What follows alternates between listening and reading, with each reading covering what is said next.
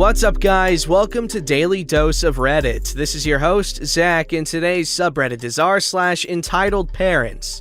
This story's called Update, but the baby! Okay, hopefully this post won't get removed, but I have an update. Since this doesn't fit in just no mother-in-law, I thought I'd post it here. I have an update. Boy, howdy do I have an update. First, quick recap for anyone who didn't read the first go-around, because they can't since it got taken down. My neighbor's mother-in-law told me her daughter was expecting a stork delivery next year and demanded that I either get rid of my cats or she'll get rid of them for me, and I threatened to bury her if she touched a hair on their fuzzy little heads. It might sound extreme, but you weren't here last summer. On to the update. First of all, I followed the lovely, thoughtful advice of several commenters and talked to the police. Now, I didn't file for a restraining order. What happened was the chief, small town, came into my work for coffee. We have free coffee for on-duty officers, and everyone knows that I clean the machines and make sure the creamers are stocked, and I explained.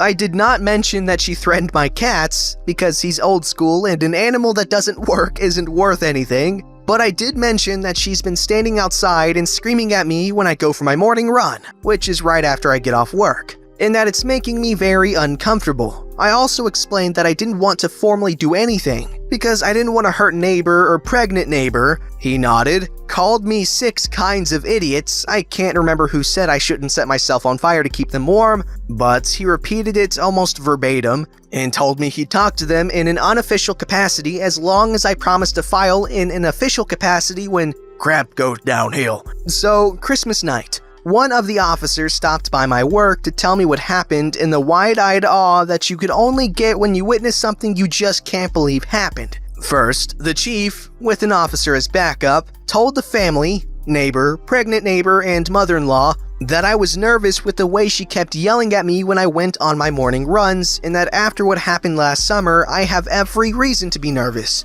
This woman throws a tantrum. She starts screaming, stomping her feet, picked up a piece of the nativity set, and threw it at the chief. I gaped when the officer told me this. For context, this is a deeply Christian area, and messing with the nativity is almost sacrilege around here. So the chief, having had enough, and not caring one bit for rude, entitled people, arrested her for assaulting a police officer. She went to jail and has seen the error of her ways. Okay, no, she didn't. When I got off work yesterday, neighbor and pregnant neighbor came to meet me in tears. She told them that she'd bought their mortgage and she was going to evict them if I didn't drop the charges. The charges, I would like to remind you, that I did not press. I just stared at them in astonishment for a good 5 minutes before my brain rebooted. Told them to talk to the bank, explain that someone is claiming to have bought their mortgage, and ask if it's true. Spoiler alert, it wasn't. Now, that would have been bad enough, except that the bank manager they spoke with happened to be Jay, for the sake of anonymity, and because I'll always have a fondness for the men in black. Jay is a notorious gossip. She can't pass 5 people without telling all of them every detail of her day. So when she learned that not only did someone claim falsely that a mortgage had been bought, not only did someone threaten them with eviction, which apparently only the bank can do if they didn't do something, but that person was the mother-in-law? Wow, I'm surprised her flapping lips didn't herald a wind advisory. And I do mean that in the best possible way. If you're reading this, love ya, Jay, never change. Even if she gets off with a slap on the wrist, not likely. Our chief has many memorable qualities, but he does hold a grudge. She can't even get a bail hearing because her lawyer has to appeal for an interjudicial judge. I think that's what it's called when you get a substitute judge, because all 3 of ours are on vacation and the earliest ETA is January 3rd. Oh, and the bank, the one the mortgage was through, is also pressing charges, because it's illegal to claim you own a mortgage that you don't? Oh, and her name is Mud in our town. Welcome to life in a small town, bench. Okay, well, we don't really know what the initial story was. However, this woman is as entitled as it gets. This story's called Entitled Mother Thinks Age and Height Are the Same Thing?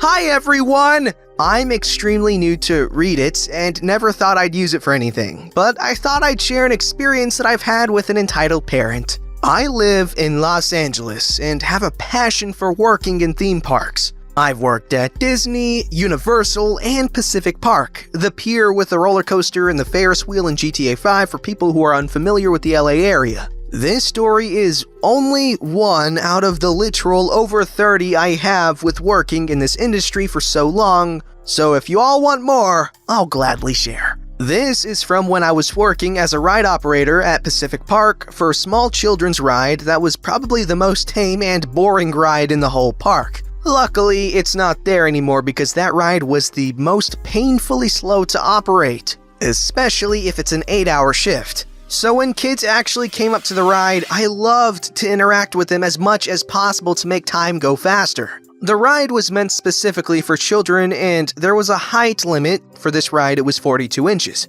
This is a very common thing in all theme parks. In the chance that they were too short, I'd politely take the parents and the kids aside a little to explain the reason their child can't go on the ride. Sometimes they were upset, but not as insane as this one woman I had to deal with. Once you work at parks for a while, you can just tell from almost 10 feet away if a child is too short for the ride you're operating, and when this mother with a child that hardly even reached her knees started to walk over, I knew instantly I'd have to turn them away. She sits on a bench a little ways away from the ride and lets her child run over to the line. There wasn't anyone else in line or on the ride, so I was able to give him all my attention right away.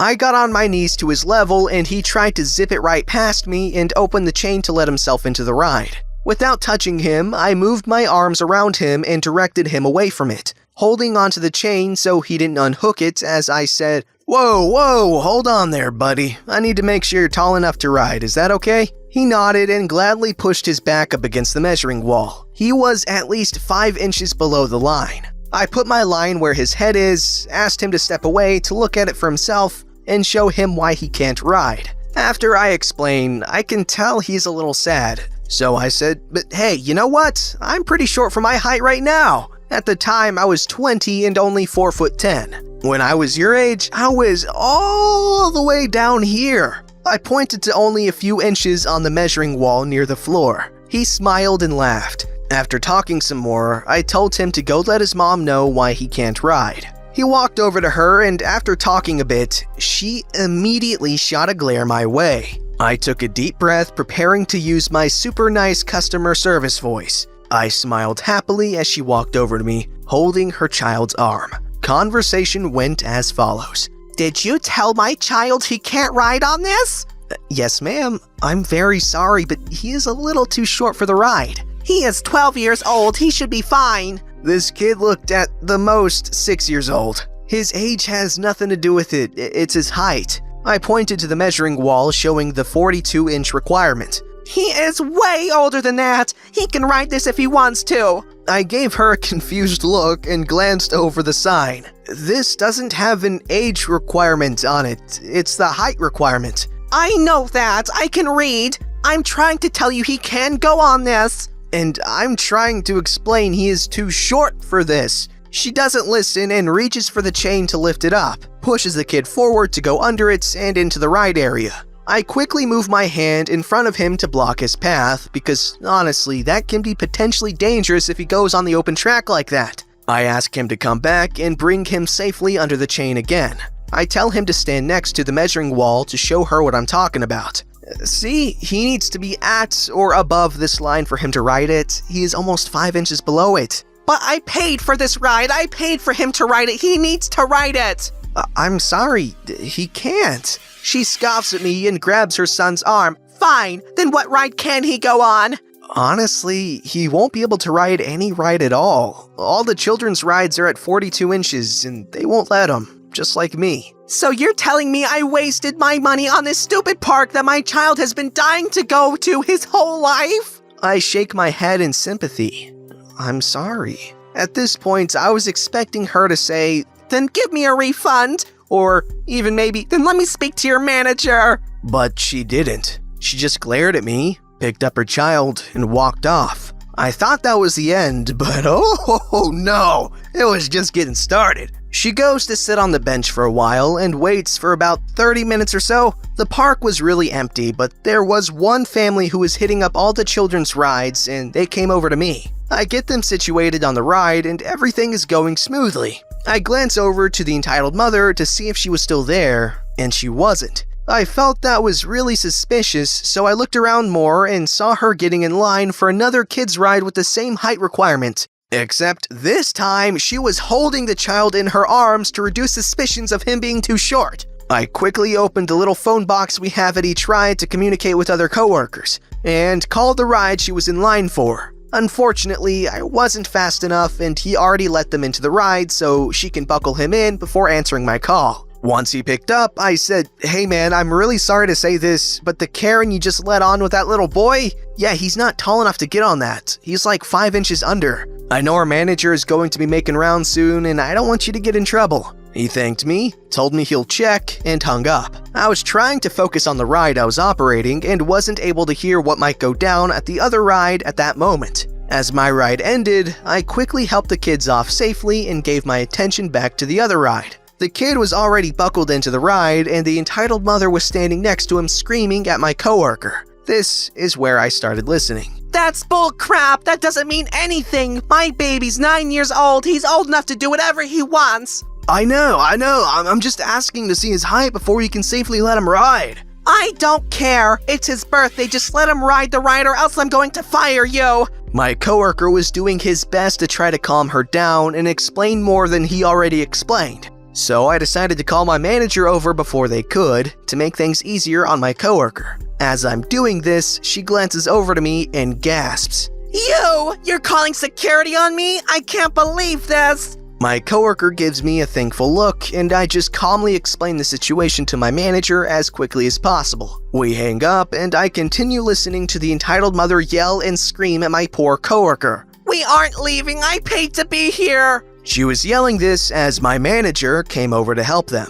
"What's the problem, ma'am?"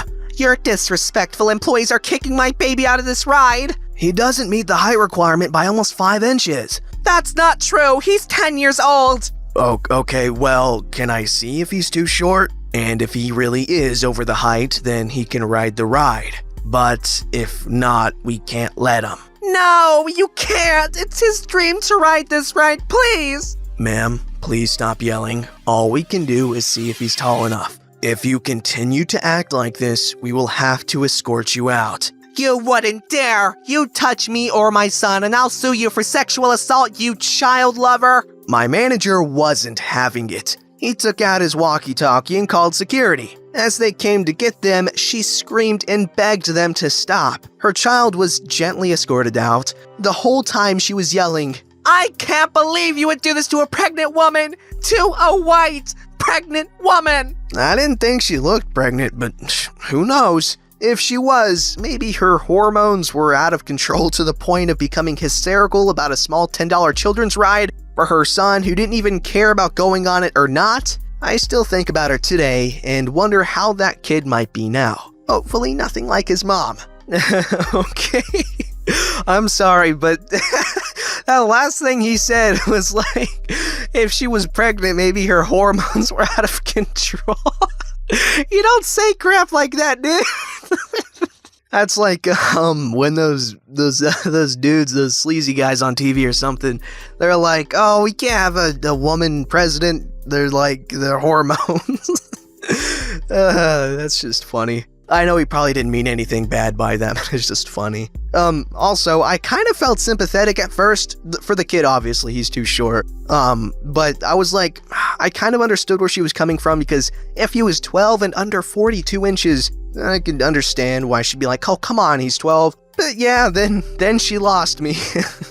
This story's called Entitled Dad Mad He Was Not in Front of Us in Line. My mom and I went to the grocery store to buy some food for my brother before he went for university. And once we were done, we head for the line. Around this time we got there, a dad, entitled dad, and what I assumed was his daughter, nice kid, were walking to the same line as us. Just as they got closer though, my mom and I made it right before them into the line. Note that they were not as close as we were when we were walking to the line. We were closer and got there before them. There was only one line today, and so things were going slow. Until another cashier opened. My mom noticed and began to go there, not before entitled dad had some things to say about us to his daughter. "Oh look, a cashier opened up, let's go." Dad, those people came before us. Let them go. "But they cut us in line." He was whining when he said this. No, they were first. At this point, my mom gave them a glare before giving the stuff to the cashier. As I was trying to get the stuff, I didn't have any room to get everything from the farther side of my cart